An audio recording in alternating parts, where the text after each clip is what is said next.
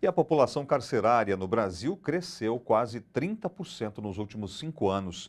É o que mostra o relatório mundial sobre direitos humanos divulgado pela organização não governamental Human Rights Watch.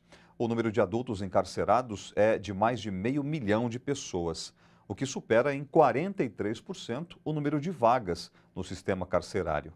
Será que este número tão alto de presos significa que a nossa polícia é tão eficiente que consegue investigar e prender os criminosos, como parece à primeira vista?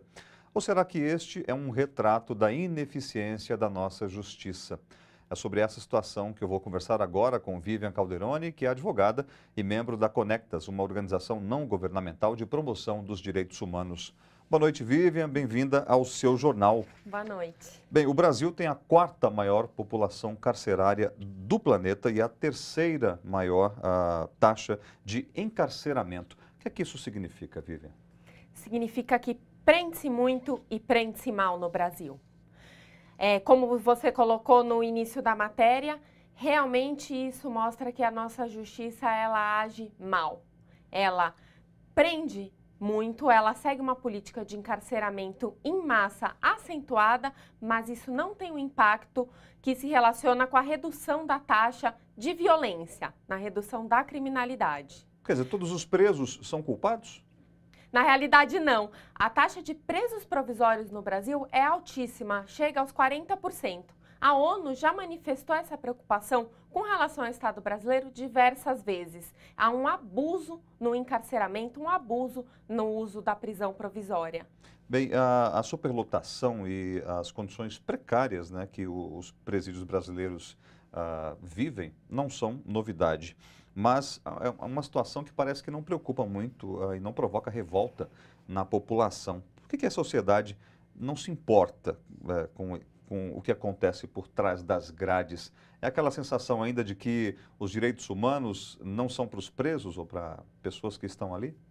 Exatamente. Na realidade, há uma falsa percepção de que tratar mal pessoas que cometeram ou são acusadas de terem cometido um crime vai aumentar a segurança posteriormente, vai ter um efeito de evitar novos crimes. Na realidade, isso é uma falsa percepção, isso só tem um impacto negativo, um aumento na taxa de criminalidade. O que deveria ser feito é tratar com humanidade essas pessoas, até porque são seres humanos, sim, e um investimento sério em políticas de reintegração social.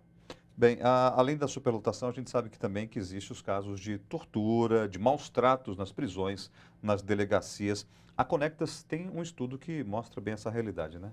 Exatamente. A Conectas, em parceria com o Núcleo de Estudos de Violência da USP, o IBCCRIM, a ACAT Brasil e a Pastoral Carcerária, acabam de publicar um estudo feito sobre jurisprudência de tortura, crimes de tortura no Brasil inteiro.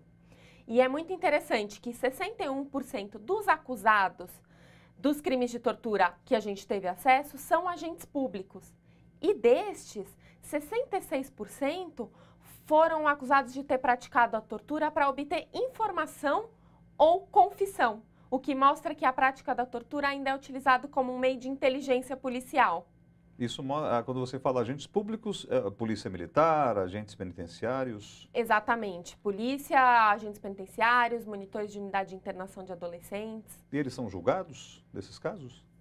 Sim, o estudo trata justamente do julgamento desses casos em segunda instância, ou seja, depois que há um recurso, há uma decisão de primeira instância e há um recurso, como os tribunais, então, avaliam essa questão. E é muito interessante, porque os agentes públicos, eles têm uma chance maior de converter a sua condenação de primeira instância para absolvição na segunda do que os agentes privados. Então, pais ou companheiros, familiares, que também são acusados de tortura.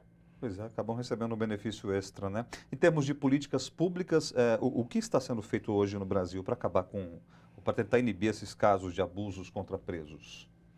A instituição do Comitê e do Mecanismo Nacional de Prevenção e Combate à Tortura. Na realidade, esse é um compromisso assumido pelo Brasil perante a Organização das Nações Unidas, a ONU, de criar esse mecanismo, que é um órgão independente formado por especialistas para monitorar os locais de privação de liberdade, as cadeias, as delegacias, fazer inspeções sem aviso prévio, entrevistar pessoas e tem diversas prerrogativas e atribuições justamente focado apenas no combate e prevenção à tortura.